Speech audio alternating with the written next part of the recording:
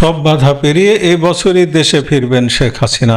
সব ধরনের বাধা, ষড়যন্ত্র আর রাজনৈতিক প্রতিকূলতা পার করে চলতি বছরই দেশে ফিরবেন বাংলাদেশের সাবেক প্রধানমন্ত্রী ও আওয়ামী লীগ সভাপতি শেখ হাসিনা। ভারতের সংবাদ মাধ্যম এনডিটিভিকে দেওয়া এক বিশেষ ইমেল সাক্ষাৎকারে তিনি এই ঘোষণা দিয়েছেন। প্রায় 2 বছর ধরে দেশ ছাড়া শেখ হাসিনার বিরুদ্ধে দেশে মৃত্যুদণ্ডের রায় এবং আওয়ামী লীগ নিষিদ্ধ থাকা সত্ত্বেও তিনি বলেন এসব তাকে ভীত করেনি।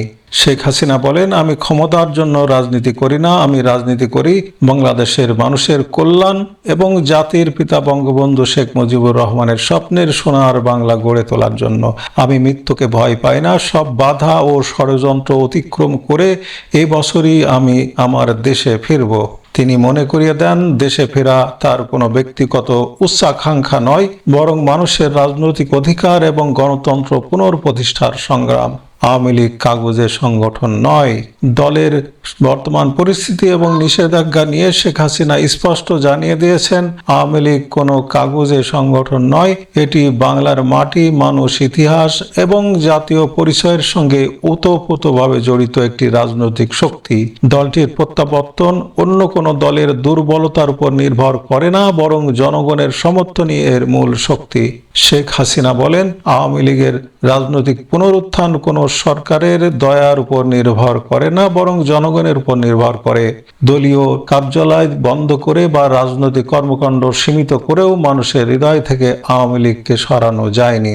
তিনি দাবি করেন, দেশের বিভিন্ন এলাকা ও ইউনিয়নে প্রতিদিন আওয়ামী লীগের সমর্থনে সাধারণ মানুষ স্বতঃস্ফূর্তভাবে অংশ নিচ্ছেন, যা দলটির পুনর্জাগরণের স্পষ্ট লক্ষণ। এই একই সাথে বিএনপির সঙ্গে কোনো গোপন সমঝোতার গুঞ্জনকে তিনি স্রেফ অপপ্রচার বলে উড়িয়ে দেন। 5 আগস্টের পর দেশের বর্তমান পরিস্থিতি নিয়ে উদ্বেগ প্রকাশ করে শেখ হাসিনা বলেন, বাংলাদেশে মুক্তিযুদ্ধের চেতনার বিরুদ্ধে সর্বাত্মক আক্রমণ হয়েছে। জয় বাংলা স্লোগানকে অপরাধ বানানো এবং সংখ্যালঘু ও সাংস্কৃতিক প্রতিষ্ঠানে হামলার মাধ্যমে দেশকে একটি ব্যর্থ রাষ্ট্রে পরিণত করার চেষ্টা চলছে। ভারতের নির্বাসিত জীবন প্রসঙ্গে তিনি জানান, দেশ থেকে দূরে থাকলেও তার মন সবসময় বাংলাদেশেই থাকে। শেখ হাসিনা বলেন, পরিবারের সদস্যদের সঙ্গে যোগাযোগ থাকলেও আমার হৃদয় পড়ে আছে বাংলাদেশে, যেখানে আমার বাবার সমাধি, যেখানে আমার পরিবারের রক্ত মিশে আছে। আমার শক্তি বাংলাদেশের মানুষ, আওয়ামী লীগের নেতাকর্মী এবং জাতির পিতার আদর্শ। সাক্ষাৎকারের শেষে শেখ হাসিনা দৃঢ় প্রত্যয় ব্যক্ত করে বলেন, জনগণ আবারও দেশে গণতন্ত্র ফিরিয়ে আনবে এবং তিনি শেষ দিন পর্যন্ত সেই সংগ্রামের সঙ্গেই থাকবেন।